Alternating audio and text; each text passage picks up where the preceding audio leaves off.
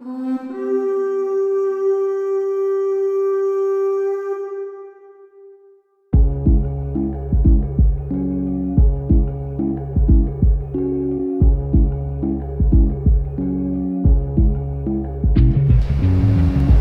you're homesteading or you have a small piece of property and you want to start raising your own cow for meat?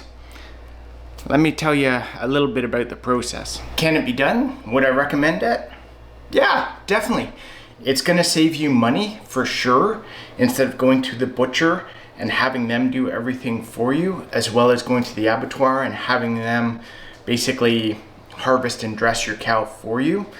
So it makes a big difference being able to do something like this at home. One of the biggest things to consider when getting a cow is, are you able to move the cow?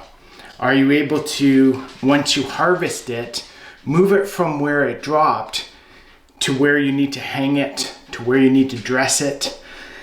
And once you move it there, are you able to move it around to be able to break it down into different parts? And then once you break it down into different parts, are you able to move those to where you need to butcher it? So if you're doing it outside and you drop the cow in the field, do you have a truck or a tractor or an ATV to be able to move it to a spot outside the field where you're able to get it dressed? And once you break it down too, are you able to physically move those pieces? Say you cut it into 6 pieces or 4 pieces. Are you physically able to move those pieces from where you cut it up or where you're storing it to where you need to butcher it? If it's in the same location, that makes it so much easier. When we're dressing our cow and skinning our cow, we usually do it right here in front of our carport. You can see up top we have a beam that overhangs and a chain on it, so we can hook up a gambrel and hoist, and that will help us lift the cow up off the ground when we're skinning and gutting it. We also use our tractor as well and hook it to the bucket and lift it up that way. That helps as well. However, with our smaller tractor, we can't lift the cow completely off the ground. So having the hoist as well as the tractor and a good setup on the ground really helps when you're doing this kind of thing. When we begin dressing the cow or skinning the cow, what we like to do as well is put a couple of skids, pallets, down on the ground lengthwise. And what that allows us to do is when we set the cow on top of that, we can put in 2x4s or sticks, that sort of thing, to allow us to prop the cow up on its back with the feet up in the air. And putting those sticks inside the pallet will allow that to hold the cow straight up and down. We also like to do too is we can grab 2 basically 8-foot poles, 6 inches around, and we'll lay those on the ground as well. And that will also help to keep the animal upright, or I guess, on its back with the forelegs up in the air, straight, and prevent it from going from side to side. So it's a great little tip for anyone who is basically starting out doing this sort of thing, starting out harvesting their own cow, and you can't afford like a metal cradle or something like that they use in the abattoirs. When we are doing the skinning and dressing this way, what we'll like to do is, with the cow propped up on its back, on the skids or on the ground with the logs, we can then begin to hoist the cow up with either the tractor or the gambrel on the beam on the carport.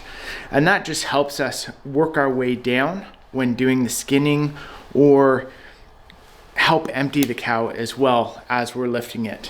When you're breaking down your cow into different sections, not only into say 6 pieces or 4 pieces before butchering, breaking it down further, cutting through the bones and that sort of thing, one of these butcher saws work amazing. We tried using a regular hacksaw from the hardware store, but it doesn't even come close to how effective these actual boning saws are.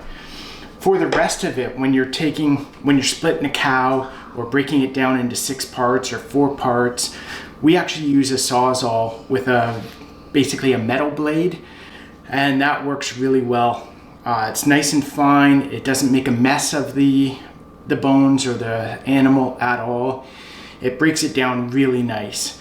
And it's easy for anyone doing this at home or homestead or what have you to easily buy a bone saw and a sawzall. Before you start butchering and you want to hang your cow for maybe 24 hours to 2 weeks to 3 weeks, depending on your preference, you're gonna need somewhere that's kind of a consistent temperature and cool to be able to store it. A garage like this is nice if you don't have any other facilities. However, the height is a problem. If you try and hang a cow from here, half of it's going to be on the ground. They are that big. So having somewhere very high to be able to hang it, or if you're doing it in a garage like this, you're going to have to cut it up into maybe 4 pieces or 6 pieces and hang it in here. What we've done is built a dedicated cooler into the basement. This cooler is about 6 feet by 6 feet, has lots of insulation in it, sealed up on the inside. It's got an air conditioning unit with a cool bot unit, so it keeps it around a consistent 2 degrees, 3 degrees, whatever we set it for. It makes it very nice for us to be able to do our cow, our pigs, chickens, anything like that, and we can store it in here to keep it cool while we begin the butchering process, or we're waiting that 2 weeks in the case of a cow before we begin the butchering process. The setup on the inside allows us to hang about 2 pigs. It'll fit basically 1 cow. We have 8 chains hanging from the ceiling, so 8 spots. We could probably add a couple more, but we find that the way we have it set up now kind of is optimum. We don't have anything too close to the air conditioning unit. We don't have anything too close to the door. You don't want to hang something and then have trouble opening and closing the door. So for us, this works out really well. For when we do our cow, we break it down into 6 pieces instead of 4, because we have to come down a set of stairs over here. And for me, lifting a quarter of a cow is not that easy. So I'd like to break it down into 6 parts: the front shoulders, the rib sections, and then the hind end. And then I can easily bring it down the stairs and we hang it up and leave it here for 2 weeks, again, before we start the butchering process. As for the tools we use for butchering up the cow, a simple boning knife and this knife here. These ones are Henkel's, and I think they were like maximum 25 bucks each. These 2 are really all that you need. A good boning saw like this makes all the difference in the world as well.